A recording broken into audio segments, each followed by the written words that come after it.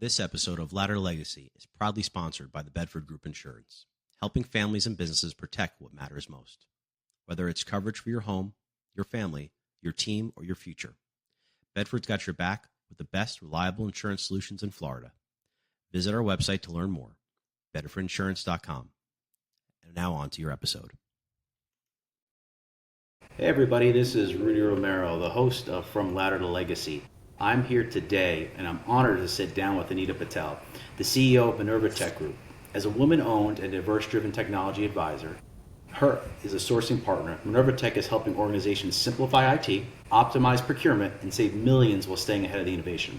Anita's story is one of resilience, vision, and leadership, and I can't wait to dive into her journey from her ladder to legacy. Anita, thank you for coming on today. Thanks, Rudy. Appreciate being here. Of course, it's really exciting. I know we've been trying to get together on this for a couple days now. Technical which makes it hitches. even more exciting. Yeah, I know. It makes it more exciting. We've been talking, group and everyone listening, we've been talking together for a while now because there's some stuff that we do together on the insurance side, on the technology side that kind of overlaps. So we've been talking about sitting down and having a conversation. But first and foremost, tell me about the business, because that's really what's exciting and what gets people here, especially in the first couple of minutes, understanding who you are and what you do. Yeah. So tell me about Minerva Tech and what exactly do you do? I think you said it right at the beginning, right, in the intro. So we're a technology advisory company, and we help businesses procure the right technology. We have a number of vetted providers that we work with across board. So we work with the big six in terms of network and connectivity and all of the infrastructure pieces that a business needs to really, process their operations or, answer their customer calls, different things like that, right? So we help businesses procure that technology in the right way. We hold the vendors accountable for what they're providing in terms of their solutions, and we really help build the right solution within the business. So, it's not about selling everything to a client or bells and whistles when they don't end up using half of it. It's really around, what do you really, really need right now to solve a problem? So we solve problems, we connect you with the right vendor, and we walk you through the whole journey and become your advisor, just as you become a client advisor for insurance for their, their whole business life in general and everything else, right? We do that for businesses and technology. So would you be almost like a fractional CTO in some way? I guess how would it relate to, the viewers watching? Yeah, it really depends on the type of business and who we're working with, right? Because some companies will go in and they'll be sort of medium to enterprise level where they'll have a good level of IT people within the organization, right? So we'll become an add-on to their IT, an extension of their IT team to really navigate that market for them and help the C-suite make certain decisions. And also pricing and different things for negotiation. For smaller teams, we become just their sole CTO, or IT team, not in terms of taking on that responsibility, but helping them with their technology roadmap for them to grow their business. So it really depends who and what type of clients they are, what do they have in place right now, what do they need, and where do they want to get to. And so we really work backwards. We're like, okay, 2 years, 3 years, where do you want to get to? What's your goal? What do you need in place? What does your business look like to you? And we'll say, okay, this is what you need in terms of infrastructure to run your business in that way. And then we work backwards, and then we help you implement your technology roadmap. So how does somebody know when they need you? Because that would be the next thing, right? Is that, we're a small business here at Ladder to Legacy, and we're small at Bedford. But how does an organization know when they've gotten to the point where they need your type of services? Because I think that's the hardest thing is we all hear about IT, we hear about cyber, we hear about all these technology things that are above my head. Just turn it on for me. That's all I know. So when does somebody know? Okay, so actually I think now the trusted technology advisory movement is really big. Before, if you look back in the day, bigger companies used to use similar companies like Deloitte or CDW, Accenture to come in and do these kind of analysis, right? But they'd come in, they'll charge tens and thousands of dollars. They'll sit there in your company and they'll do a report and then they'll go. And there's no real, nothing implemented. And then they're like, okay, well, we spent all this money, what's going on? We don't want to read this report. So we say, actually, as you need an insurance advisor on your team, as you need a financial advisor on your team, every single business has these advisors that they go to on a weekly, monthly, yearly basis. The trusted technology advisory movement is that you should have a technology advisor on your team.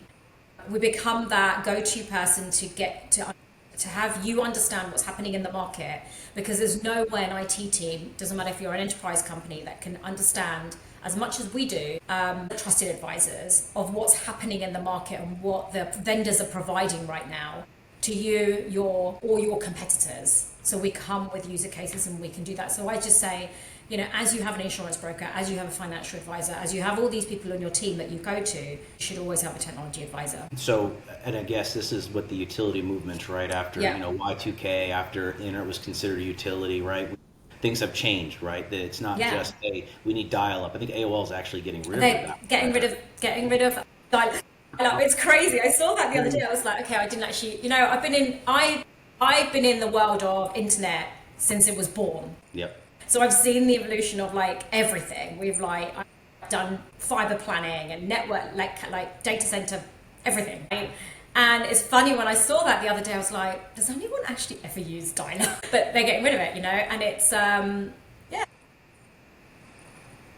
Yeah, it's amazing to see. I mean, and I grew up obviously in the Northeast, but I lived in Virginia for years, and AOL's back door was right there in Ashburns. To hear, it did end up selling their building or their campus. I mean, it's massive, the campus they had there. It was a monstrosity. It was bigger than almost like a city. But to hear that they're kind of shutting it down kind of relates to your world, because it's another change, right? It's a massive change in the movement of changing us from, we talk about technology, not just, infrastructure, cables. We talk about Starlink. There's so many. It's about wireless now. It's huge. All wireless. These are all amazing things. And from what I'm gleaming at this point, it sounds like, hey, you start a business, you start making some money, you really should, especially if you're dealing with, we'll call it the cyber world, right? Protecting people's data. Mm-hmm. It sounds like they should be calling you in sooner than later, before they get down the rabbit hole of setting up an entire call center or an entire technology center, that you're the kind of person to go to. So I guess when somebody comes to you, what is the first thing they're looking for to kind of solve? What's usually the first solution or problem they're having and solution you can provide? There isn't really a rule of thumb in terms of the first thing. I guess that, going back to your point, just on that point that you said,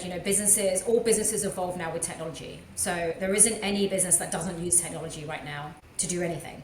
Right, so everybody's touching it and it's growing. So it really depends. Cyber is huge. Data is something that everybody holds, and it's the new oil right now. So we've got to protect it.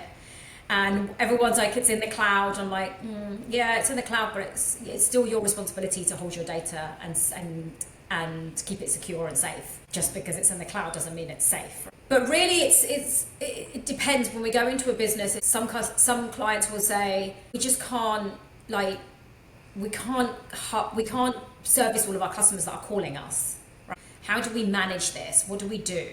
We're losing business because we're not picking up the phone, or we're not servicing them. They've got long wait times, or our agents are never in, or whatever it may be. Right? So those things are very easy to solve with a AI receptionist, or as a customer experience type solution, which is really inexpensive these days as well. So people don't realize that they're really inexpensive. Or people say okay, I'm growing and I've got X amount of Microsoft licenses and I'm growing more and I just can't deal with this Microsoft management, right? And then also we have 10, 15, 25, 40 laptops now, and so we all need them protected. So we'll go in and, okay, well, I don't have an IT team. Okay, well, you need to have an MSP on board, right? So let's figure out how many people you have, what do you need, what's your connectivity right, how many endpoints have you have, and how do we now manage your endpoints and keep your data safe and keep your employees safe and everything else. So it really depends on what issues that business is holding right now, that we go in and fix that problem first. We like to show return on investment on technology before we implement anything else. So if there's a problem, we'll help you solve it using technology, we'll show you return on investment, and then we can go in deep and say, okay, now you have the budget to do more to grow your business. And what's the and I know you said this you don't really have a first thing, but what's the and I'm guessing you're getting people calling you after the fact, right? They already probably have already needed you and were like, heck, we didn't do something, we should have jumped in with you sooner. Here's the situation. How do people avoid that?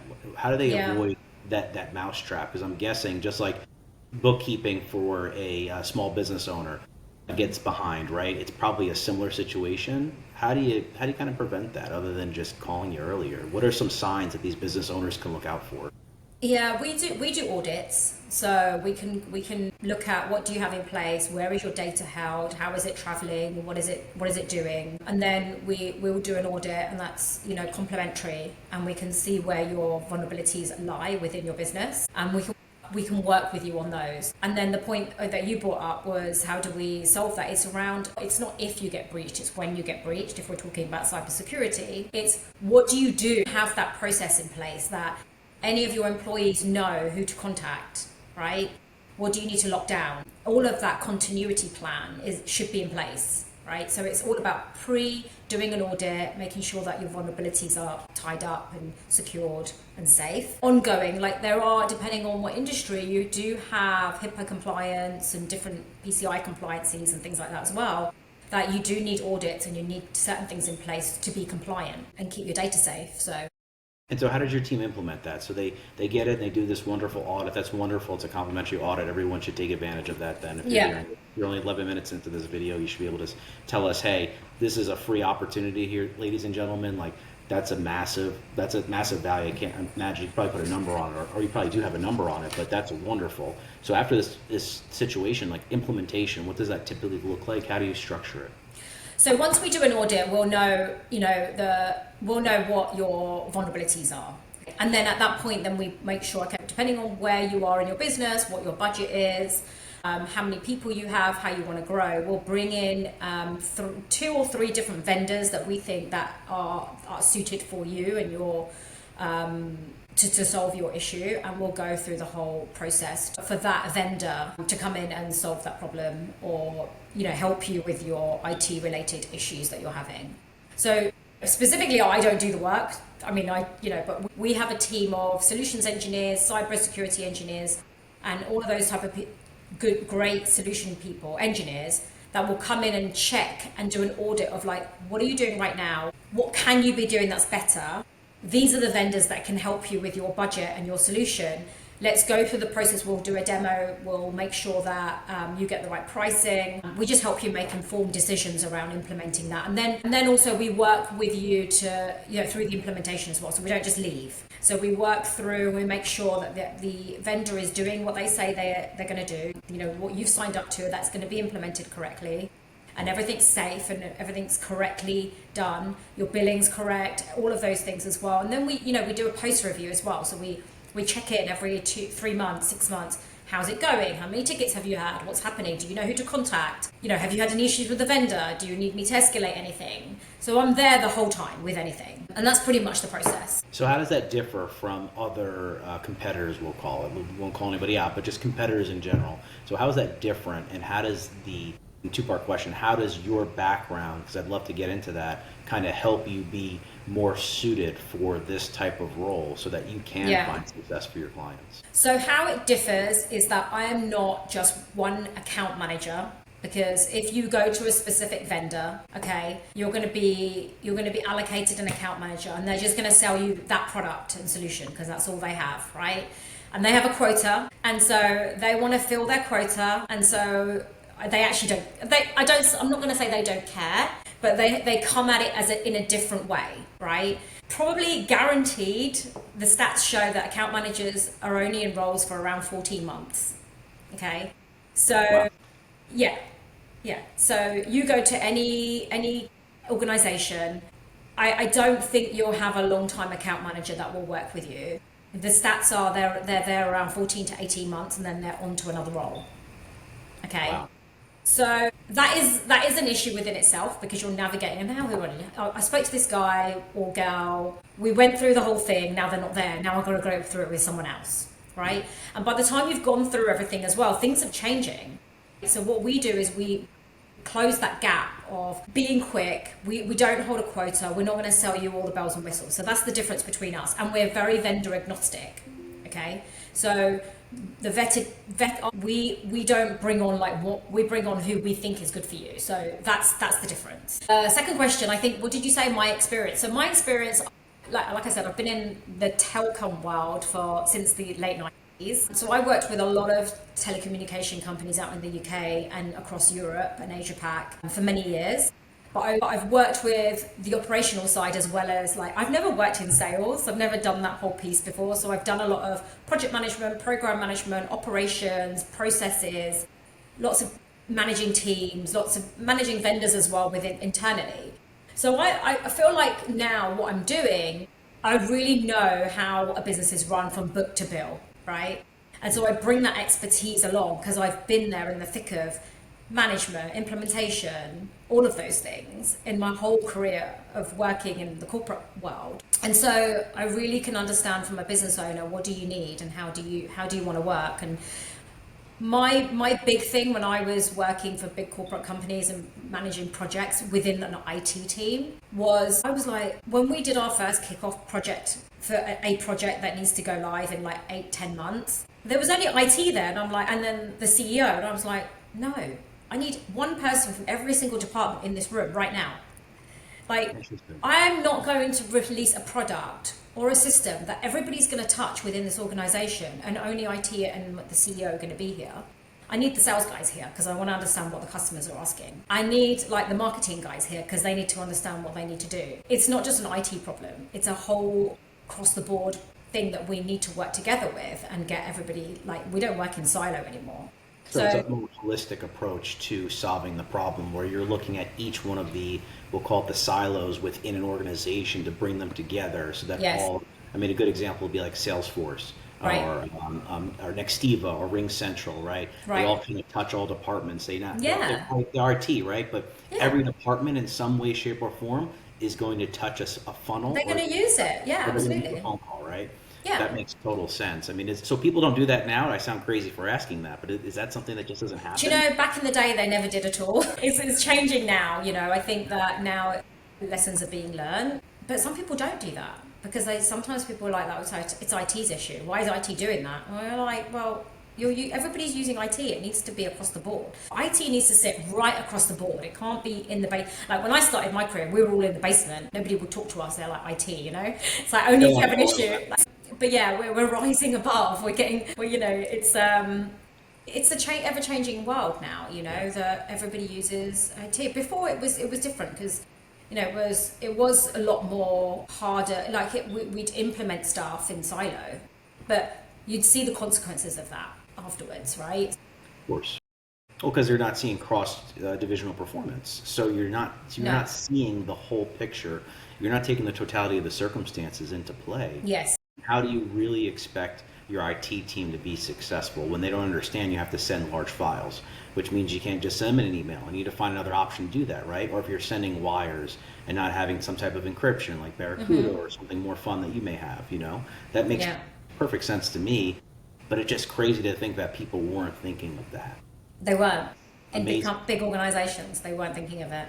That's amazing. So I guess before you obviously jumped into running the wonderful, successful Minerva Tech, what were you doing before that? I heard you said you were across the pond in the UK, Asia Pac, all that fun stuff. What were you up to then? So I was, before Minerva Tech, I was in the UK, and I actually had the same business in the UK, which I was working on for around 13, 14 years. Wow. So pretty much the same thing, same role, you know, just helping businesses procure the right technology. A lot more, there were a lot of cyber, there was in terms of network, in the network, so it was more infrastructure, so it was data centers, co-location, and connectivity, so large SD-WAN type rollout for large enterprise companies, and that's kind of was my business for the last 13, 14 years in the UK. Prior to that, I was working for corporate companies. Got it. So do you find that the UK is more open to jumping into this type of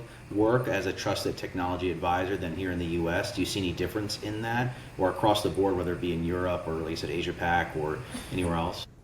So actually, no, it was really hard. There isn't many trusted advisors in the UK. There was about 10 of us all across the UK. Wow. There wasn't a lot of us. Yes.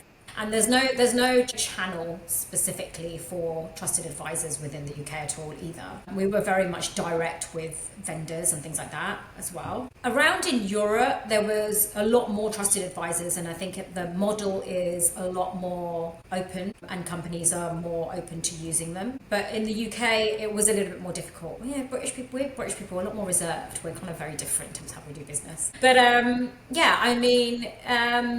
yeah, it was. I think in the US, it's very open. Like, it's a lot more opportunity here. You know, there's a lot more trusted advisors here. The channel's huge, and it's a normal thing. You know, people work with advisors to get the best deal. They understand the model. Yeah, I think coming here and seeing this whole new, no, it's not new, but for me it is, you know, seeing the model, and it works and it's amazing. So it's exciting. It's been exciting being here for the last 2 years and doing this in a different way. It's blowing my mind. You're transferring 13, 14 years of experience in the UK to here, trying to build this wonderful organization now here on this side of the world to get to where you want it to be. I mean, 13, 14 years worth of business is a long period of time, you know, to have to make a transition over.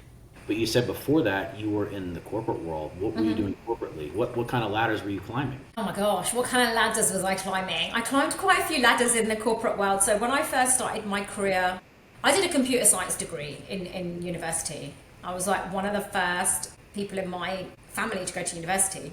And that's quite a big thing for a girl in my culture. Amazing. Yeah, so that was a big thing. And then when I didn't even realize that I was kind of doing this whole computer science degree, to be honest. I just wanted to go to university, so I applied for this course, and it happened to be like a full-on computer science degree, and I was like, oh, okay, this is like, I've never been into tech so much. I was doing business and finance before. Anyway, it was me and one of my friends, but it was like I was the only girl. No, me and my friend, so we were 2 girls on this course. 2 or 3 girls. What year was this, if you don't mind me asking? Because that I'd be interested to. God. When did I start? 96, maybe? Got it. Okay, so you're 96. You're pre-Kazaa in LimeWire era. This is really that's why I said dial-up days. Dial-up days. Those are some rough days. I still hear that sound haunting me in my dreams. Right, like hardly any mobile phones were just coming out, and we were doing, you know. StarTech, I think, was the big thing, at least over here for us. Yeah, I had a Nokia 9110 or whatever it is. Like, probably still works wherever it is in garbage somewhere. It's a Nokia. No, Motorola. Was it a Motorola Flip at that point? I don't know what it was, but anyway, there was a couple of anyway, so when I left university, I was like, oh, maybe I'll get a job in tech then. You know, I've got this computer science degree. I didn't have a clue, to be honest. But I applied for loads of jobs, and I got a role for a graduate program. Back then, it was MCI WorldCom. And so MCI WorldCom was a huge global company. Don't know if you've heard of them, but there was a whole debacle on Bernie Ebbers and things like that as well that happened. But yeah, that was my first. I was in the city working, and it was great. But I was graduate program, so it helped me understand the whole business, because I worked around different departments and different parts of the organization and was able to learn all aspects of the business in my first year. So I was like, oh, this is really cool, right? And again, I'm building for a year, and there was very little women in this organization. They were honestly and it sounds really sad, but they were either at the reception or they were personal assistants. I was really sad. There was not that many women in the actual tech side of things. Now, do you feel that's gotten better? Because you're opening up rabbit holes for me here, and I have to go down the rabbit hole a little bit here. Do you think it's better? Again, no, I don't think it's 100% my personal opinion, but do you think it's better today, or there's more women jumping into the technology field because they feel like they can and they feel empowered to now? Yeah. Definitely got a lot better, and there is still room for improvement. But now when you look, there are a lot more women in cybersecurity roles, in big CEO, CIO roles as well. And that's great, because they're paving the way now, right? So as the years go on, you know, the STEM programs that are up now for kids in general, but for girls at school to know that you can choose STEM or you could choose a techie path and it's okay. Those awareness programs are amazing. So it kind of brings that to light. But yeah, definitely got a lot better, but there's still a lot more that needs to be done. And there's a lot more rabbit holes. Obviously, it's like the pay gap and everything else, right? Yeah, I was going to say, is there if you can sum it up, like what would be like the magical wand we can wave to help essentially get to where you think it should go? Is there like one major thing, or is this something that there's just so many little things that it's impossible to kind of pinpoint one specific item on? Yeah, I don't know. I don't have the answer to that. I think it's lots of things, right? It's more around teaching younger girls at a younger age that these things are possible, for us to show them that there is a way and there's a path, right? So becoming role models and I guess leaders, or what's the word? Role models, I guess, right? Yeah. So showing them that these are great opportunities and this is a good career path and that this is where you can be. But it's also educating the men in the world that actually we can do just as better job as you can as well, right? Sorry to say. And you get both. You get cheerleaders and then you don't get cheerleaders. It's kind of, it's very different. But I think it's evolving, I don't want to say anything too out of term, but it's evolving. But I think there's a lot of little things that need to change as well. Yeah, progress doesn't happen overnight. The hope is that we can get as far as we can, as quickly as we can. You know how this works. Long-term sustainable growth takes time. And that's what we want to see. We don't want to see a pendulum where things change and then they go the opposite direction ever again. Have sustainable growth. And I think you're a perfect, person who's, an advocate for it because you're doing it, And if you can do it, not to say everyone else can do it, but if you can do it, you're showing everybody that can be done. Yeah. It just takes time and dedication, and obviously this wonderful corporate ladder you were climbing. Yeah, and it takes time, and I think it needs to start from a young age. So I think that there's these STEM programs and things that are happening right now is great. That's the beginning, right? So, yeah. So I think from there I kind of was able to learn the business, learn corporate, learn what's going on in politics, internal corporate politics, understand the structure, understand how things worked, and then from there I kind of knew that I didn't want to be, they were like, oh, you should be an analyst, business technology analyst. And I was like, oh God, that's so boring. I liked being going back to what I said, I liked being across all the departments. I liked rolling out projects and touching all the departments and knowing who was who and how things fit together. I guess I'm a problem solver. I like to see how things fit together nicely. Right. So I was like, I can't do that. I want to do project management. I want to do program management. I want to do something like that. I can go and talk to different people every day and have different challenges and different things. I went out and did my own kind of project management course and got certified in Prince 2.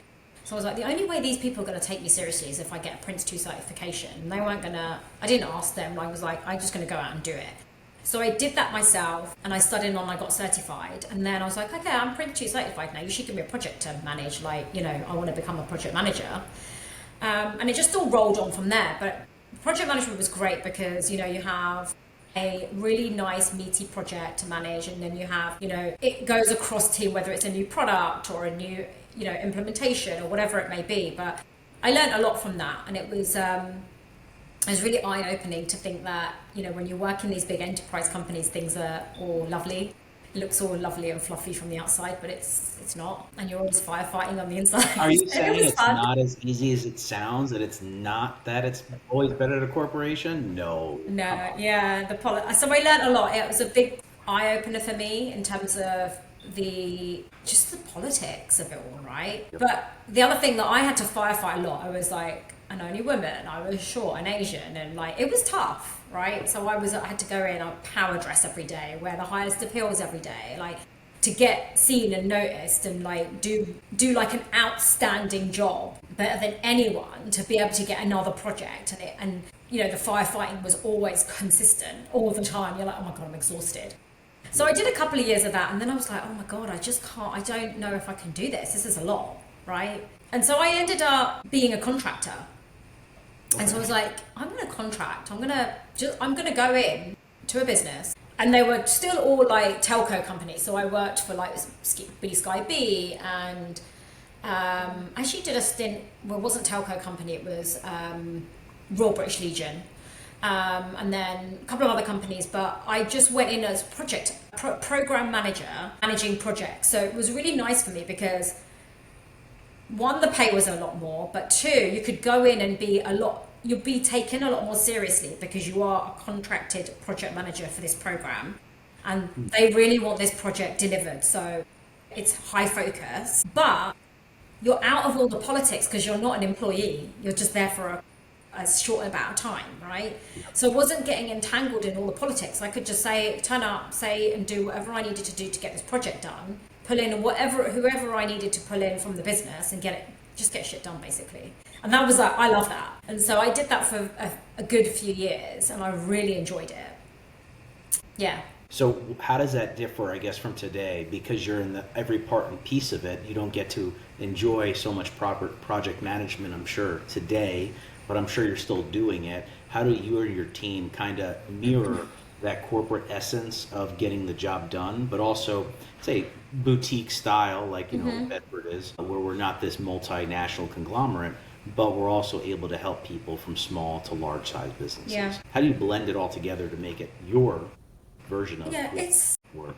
It's still a project, right? Everything is a project. I think for a client that wants to implement technology as a project. So I don't see it as a sale or anything like that. It's a project. I go in and I help them with a project to have a good outcome. And so all my project management skills and my people management skills come into really good use, because I'm helping a client deliver a great outcome for them to solve a problem within their business.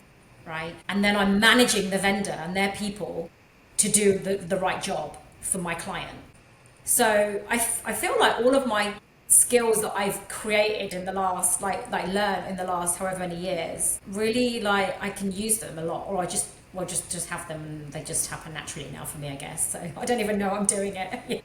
Well, that's how you know you've gotten good at something, right? You just comes naturally. You don't have to think about it. It just kind of does what it's supposed to do, because you've worked on it for so long. Yeah. You've become such a leader in your field, right? And I think that's what you kind of see, because I know I've seen your picture pop up in the Palm Beaches Chamber, other wonderful organizations, events that are going on in the area here in the Palm Beaches. So, I mean, obviously people are looking to you as a trusted technology advisor, because I'm seeing you everywhere. That's why I wore pink today. I wanted to represent. Oh, thank you. Make sure I represented the look, the trusted in technology. Yeah, exactly. The pink is the color. It's kind of, but no, thank you. I appreciate that. I'm glad that I'm building some kind of, it's not, I moved here almost 2 years ago as well, created my business.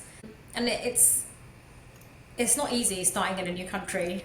And with a business that works, but it's still a new business, right? So you're starting from scratch.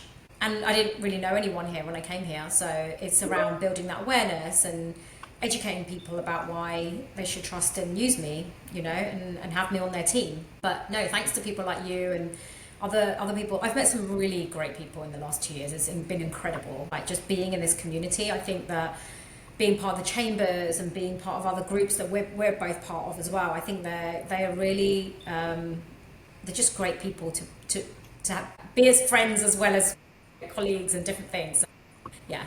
So how was it, Trent? I mean, we didn't really talk about it very much yet, and I'd love to know more. Like, the transition from the UK to US, I mean, it must have been super easy, right? Of course. It just have been like an overnight, not God. Shocking whatsoever. I love a challenge. All the same, the UK is definitely the same as the US. There's no difference whatsoever. No, we don't even drive on the same side of the road. It's so. We can't even agree on measurements. Even the metrics is different. I know. The metrics are different. I'm still converting. Everyone's like, it's 90 Fahrenheit. I'm like, oh, okay, it's like 32 degrees, or what is it? Like,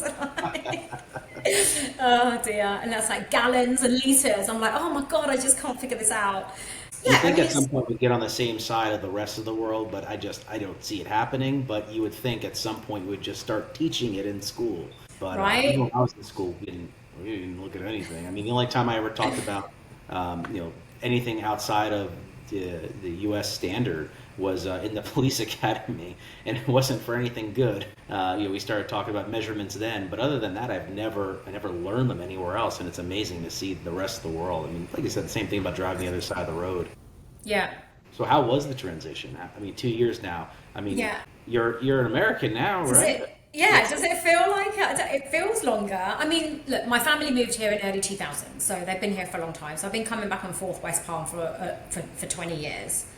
But it is very different when you come here to West Palm, this beautiful place that we live in, right? And come here for 2 weeks. I'm like, I've had the best holiday ever. So you come, you see your family, you have a holiday, and you go back home, right?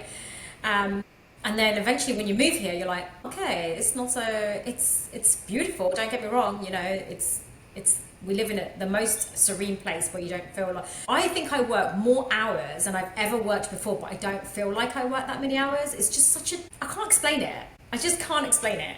I can't explain like being here, working here and living here is such a different shift in everything. Now, moving countries, I think that a lot of people move different states, and even then that's different. Like everything is different. I feel like moving countries is like moving states, but there's obviously certain things that changes. So you like different side of the road, learning the laws and different things that you need to do in the way that people do businesses. Or even here, there's so many more different verticals. Like the healthcare you've got to navigate the healthcare system and different things like that, right? Which is very different in the UK. I love a challenge. I love a change. It's kind of, I've just embraced it a lot. Yeah, it's challenging at times, but I think I'm excited to be here because I think that the universe has brought me here in such a incredible time where it's West Palm and this area is growing so much that I can be part of this growth. So oh my gosh. I'm really grateful to be here and navigating some of the changes is tough, but Yeah, but again, I think you're doing it well. You're already, getting involved with so many different organizations. You've made a brand awareness. I mean, it's here. You're on the show today, so obviously it must be important enough. I'm so important, exactly. So before all this, before Minerva Tech was a little twinkle in your eye, before you went to university, you had to have thought. And again, I'm not doing what I thought I was going to do when I was a teenager. I am 100% on a very different path. Not that I'm upset, sad. But when you were a kid, before you were going to go to uni, like what was your thought? What did you want to be when you grew up? Was this it, or did you have something else that you thought? Were you going to be, in a banking world? Were you going to be in the military?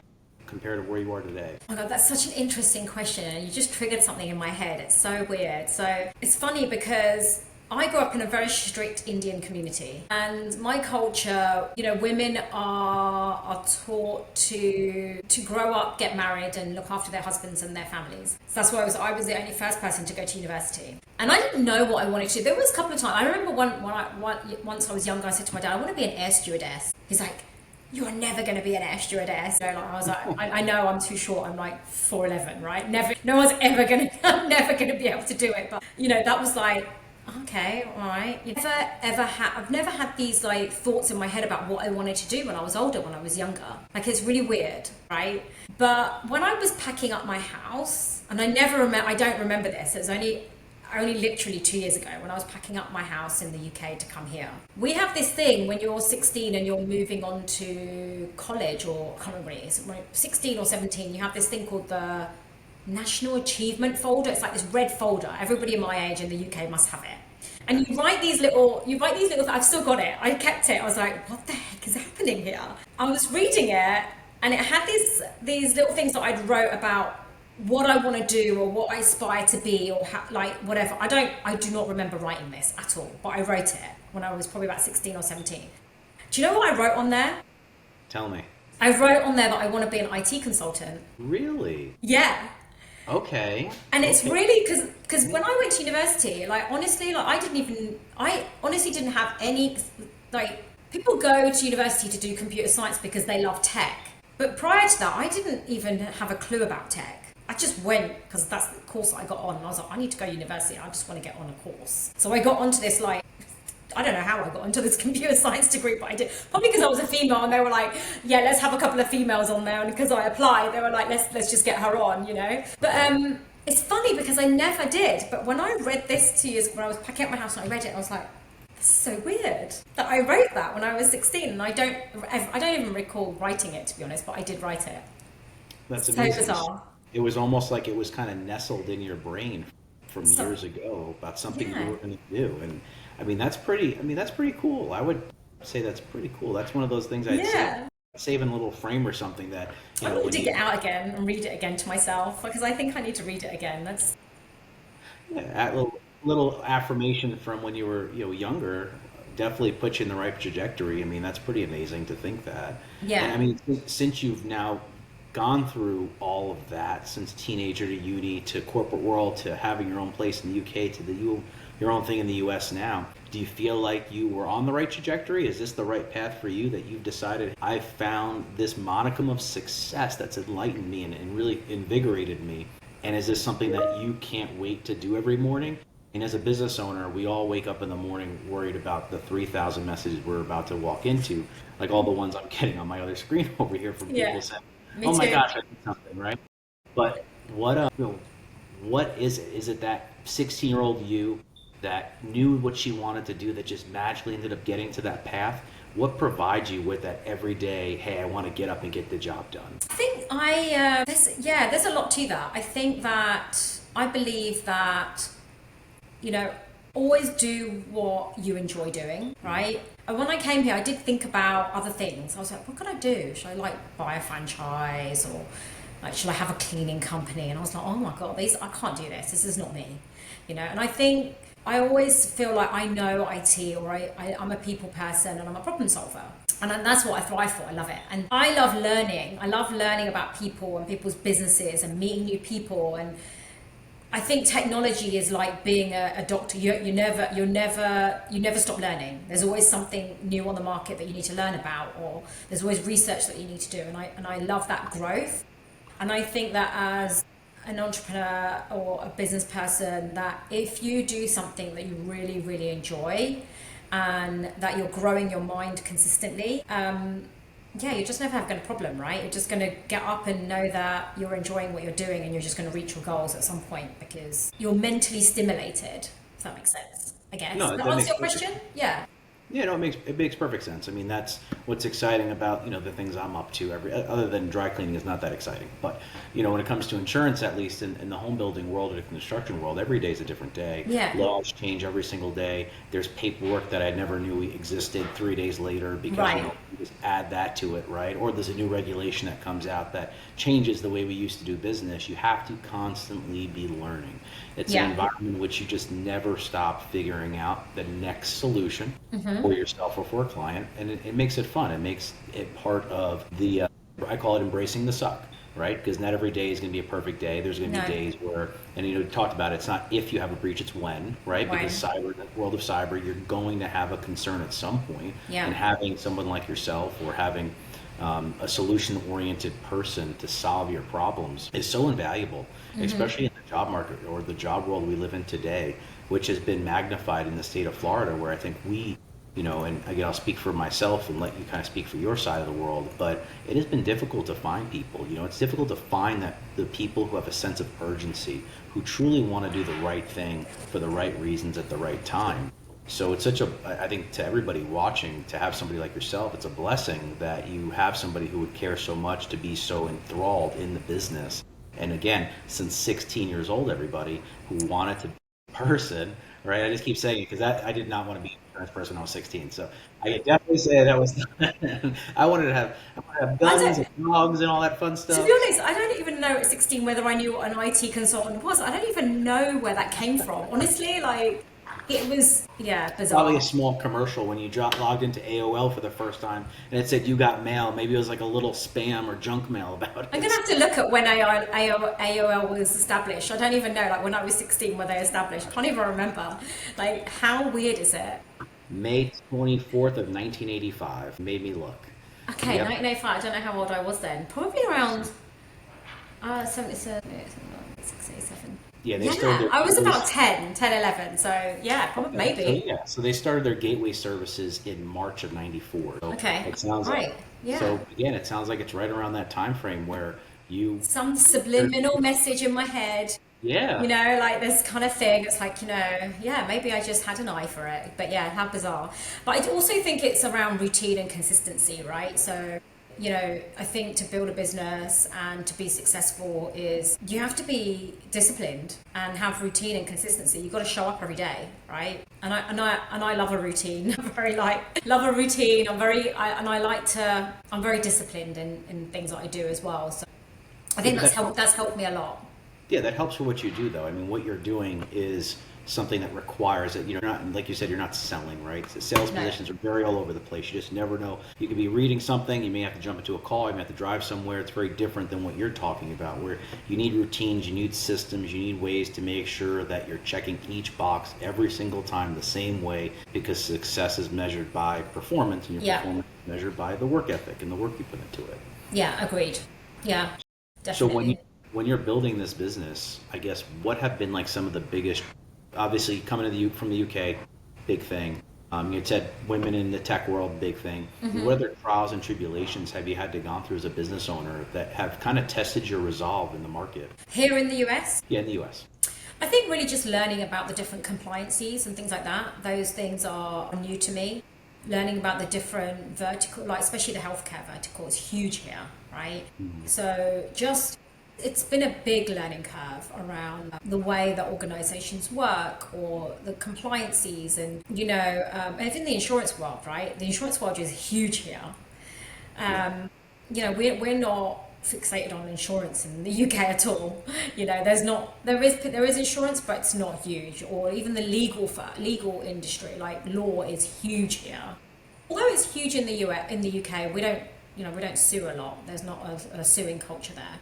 So it's very different. Interesting. So that's where the legal and the insurance thing all comes into play a lot here in the US together, But I think, I don't know, to answer your question, I can't remember what it was now, what I'm answering, but it is very different. There's a lot to learn, especially compliance, different verticals, how businesses are, the thought and the mindset of people and different things, but it's just keeping on top of those things it's been challenging, but it's been fun to learn about it all.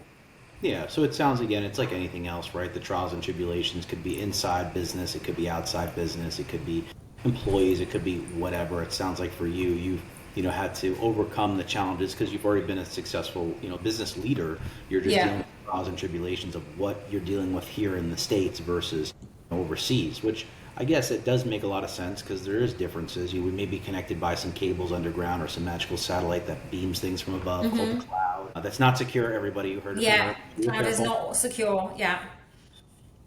So it sounds like, that is the hardest thing you've had to kind of to deal with. And, have there been people here that you've been able to rely on to give you some of that information and provide you with feedback and get you up to speed more quickly? Or were you just on, DeepSeek or ChatGPT, or are you just a book person? Like, what has been your... I think it's been a combination of all of that. I have family here that's helped me.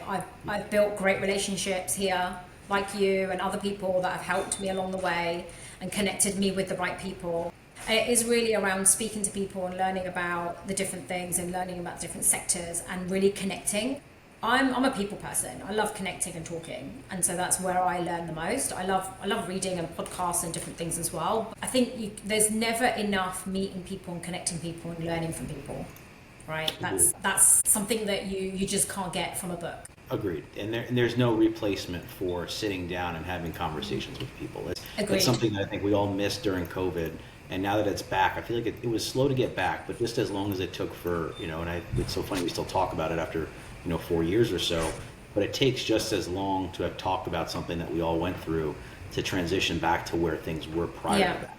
Yeah. It would be interesting to see, because the technology world, I feel like, exploded during COVID for, obvious reasons. That boom of technology will continue to keep moving. Actually, West Palm's a great place for technology, but from my understanding, Miami-Dade and Miami in general is just exploding with technology in the future. And it sounds like all of California, or at least a large part of that tech world, that tech bubble that's over there, is kind of making their way. And is that something that you're seeing, or is that just kind of like, hearsay? Yeah, there's a lot. So I think that the tech in California is huge, right? That's where it all started. You've got Silicon Valley and things like that, right? So that's kind of like the hub of it all. But I think, and I don't know a lot about obviously the politics and the laws and things like that. I'm still learning about it, but there's a lot of changes that happen now in California, right? And people want to move out of there and for various reasons. Yep. Coming to Florida right now, and Florida is a real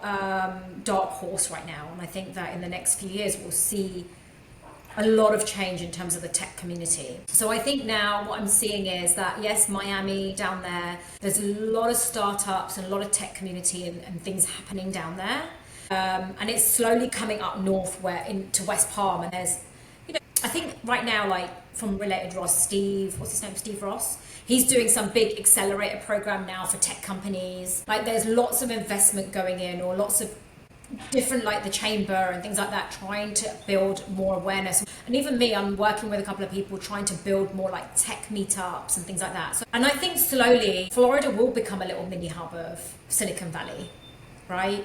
Because of the laws and the taxes and different things like that as well, right? And then we're seeing a lot of startups now, so a lot of fintech companies, a lot of AI companies, things like that, and they're all starting here in Miami and further up. So they're all mini companies right now. And then, as with anything, 4 or 5 years down the line, they're all going to merge. Everyone's going to buy each other out or whatever. So you're going to see them, and then you're going to have, I guess, a lot more headquarters here, right?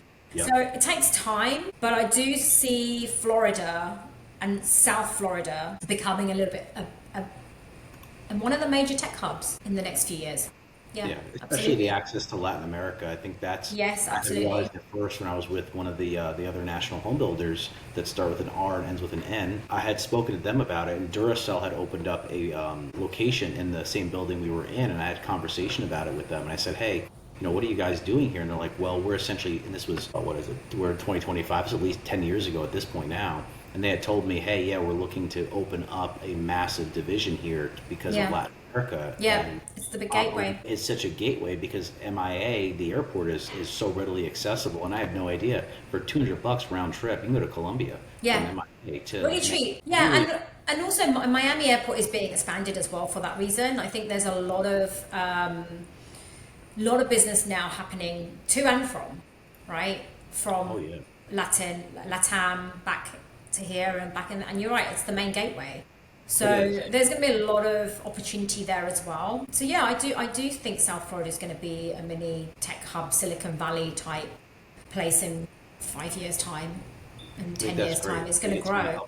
It's going to help change and shift the community, the culture, the opportunities. I mean, obviously, technology jobs do pay a little bit more in most situations. There's a little bit more schooling required, so it definitely changes the area that it's in, like it has in California. Politics and all that stuff aside, it just build their infrastructure. So I hope to see at least the same similar situations occur, because I feel like Miami has turned into kind of its own country, and Fort Lauderdale is Miami, and Fort Lauderdale, Boca is more like Fort Lauderdale, and West Palm is more like Boca / Del Rey was back 10 years ago. So it's amazing to see the shift. Yeah, there will be a big shift, and I think that when I'm listening to what's happening within schools and things as well, and universities, they're bringing a lot more of education around STEM, technology, and awareness around that, right? So that's the start.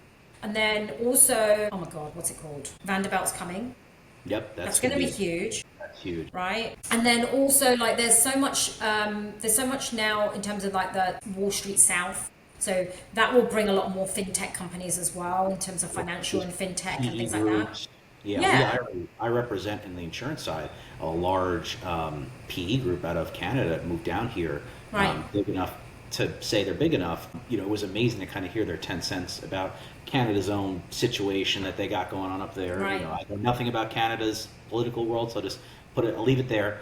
But it was interesting to kind of hear their 10 cents and why they're reinvesting specifically in Florida. We're talking putting at least $30-40 million into the area. It's pretty amazing to see. Yeah, you're seeing a lot more of that now here. I'm seeing a lot more of it as well, which is really exciting. So we do need to up the infrastructure here now, right? So, we need to up the infrastructure in terms of connectivity, fiber connectivity, things like that as well. And data centers and power and all those kind of things need to keep up with that demand as well. And I lived in, like I said, in the Ashburn area, data center capital of, I think, the U.S. Yes. Yeah. How do you do it down here, though, with hurricanes? I know. I look at it that way and I go, oh my gosh, I would love to insure it. It'd be wonderful. It'd be a wonderful policy. When I say money, I mean the amount of money, how much it costs just to run the power to that system, never mind to cool it, which is great. We have a lot of water here, but it's a lot of salt water, so desalination. And that's where the technology companies come in again for ecosystems and different things to build data centers. There are quite a few data centers here in South Florida. Really? So, yeah, there is. I'll show you my data center tool where I can see all the data centers that are in South Florida. Ooh, so I have a tool where I can see all the connectivity in data centers across the world. If anyone ever wants to know that.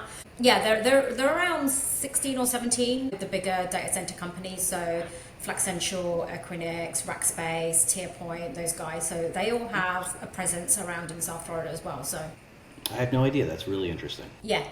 So there is a way to call it. There are stuff, but it's just keeping up with that demand, because as the PE companies, the AI companies are getting built, AI's, all of those things. It's just making sure that infrastructure is in place for that, so that South Florida can grow in the right way. Yeah, that makes perfect sense. Yeah. Well, I always have one last question before I wind down the podcast that I like to ask everybody, and I always try to make sure nobody knows the question beforehand, because I love just see what people's faces. Now you're making me nervous. No, I'm joshing. I always ask people, it's a two-part question. If you could talk to anybody in the world, dead or alive, doesn't matter. If you can speak to that one person, who would it be? And what one question, if you had an opportunity to ask them one question, what would that question be? One question. One question from anybody in the world, dead or alive, doesn't matter. If you could flip a switch or snap your fingers, that person would come to you and you'd be able to ask them one singular thing. What would that one singular thing be? Oh, who would the person be? I don't know. I know. I try and make it hard. So hard. I know. Okay, so I don't know. I think there'll be two questions. There'll be two people there. I don't know why. I'm gonna do two, just because I like that. So the first thing that comes in my mind is that I would probably ask my younger self a question. Your 16-year-old self? Probably, what made you, I think I'd probably tell my younger self something, it's all going to be okay. But also why? Why did you put IT consultant? Where did that come from? After this conversation, because you just triggered that from me. Yeah. I'm like, hello. Yeah, so that, and I'm going to go and pull out my national achievement folder and read it again after this call. And then I think another one would be, I think Mahatma Gandhi. Okay, that's a good one. And what's the question? And what would there's a lot of questions that I would ask him, because the guy, he was incredible, right? He's such a humble man, and he was really up, humanity, values, beliefs, all of those kind of things, right? So I think, and I am a very big person on my beliefs and my values, and really working on myself and knowing that I want to do good or want to work with people that have the same values and beliefs as me and things like that, right? You can't work with everyone in the world, right? So let's find those people. Stay to your core values, right? So I think I would love his take on the world today, and what would he advise on how to stay core to your values and beliefs and humanity when there's so much going on in the world, right? Oh my gosh, yeah. Right? I mean, a lot more than what he had to deal with at that point, I can imagine. How do you quiet your mind, right? How do you quiet your mind? Yeah. How do you stay powerful but humble? Yep. Right? How do you manage greed? Not on me specifically, but I'm just saying generally out there, right? Yeah. He was all for that. He was the most humble, he loved humanity, all of those kind of things, right? So, and that was at that point. I wonder how he would do that now in this day and age. And I think probably that's kind of the question I would ask, because I really have a big, deep respect for him and what he did in his lifetime, with so much gratitude, humbleness, and just care and love. Yeah, zeal, fervorance, and respect for others. It's a trait that, unfortunately, I've seen not be as strong as it was 10, 20, 25 years ago, right? Things have just continued to change. Yeah. And a part of it, I think, is this computer, unfortunately, has kind of split our time apart as well. It's a blessing as much as it's a curse for 100 reasons, right? Yeah. But that's a great one. I love that one. I haven't had anybody say that yet, so I'm going to bookmark that one, because that's a really good one. I appreciate that one. Yeah, thank you. Yeah, of course. Well, let's ask one more question. Okay, go on then. Oh God, now you're making me worried. No, this is even easier. You ready? This is the plug. So sometimes the easier ones, the harder ones. No, it's easy. So Minerva Tech, how do people find you? Do you have a number? Do you have an Instagram? Oh, that's really easy. Okay. It's an easy. It's a softball. I got a softball for you. Pink jacket. No, I'm the one with the no. I'm joking. So yeah, I am on LinkedIn. You can either find me as Anita Patel or Minerva Tech. My website, Minerva Tech, without the h.com, and email, I guess. So yeah, whatever. My email's on the website or on my LinkedIn. So wherever. I mean, I'm always on LinkedIn. So yeah. Perfect. Or through you, whatever it may be. best place to connect then is LinkedIn, and people can find you there and kind of pick your brain, because I'm sure, just like we had talked about prior, you had somebody you had reached out to that was one of our podcast people that had on here, one of our guests. I'm sure people are going to watch this and have the same thing, and I've had that happen a few times now. So I want to make sure these wonderful viewers have an opportunity to kind of speak to you and kind of pick your brain. And again, you're a leader in the thought-provoking space of getting these things done, and I'm sure they'd love to talk to you more about it. So I appreciate it. Well, thank you. I appreciate you. Thanks for having me on your podcast. Yeah, thanks for coming on. I appreciate it. It's been exciting. I learned a lot today, especially about AOL. And some of the interesting things that I honestly had no idea about the IT world. So it was really cool to learn it. It was great working with you on it. Remember, everyone, this is Minerva Tech. This is Anita Patel. She's your trusted technology advisor. Says so right here. So it has to be correct. It has to be right because it's there. So thank you. I appreciate it, Anita. Thanks, Rudy. Talk to you soon.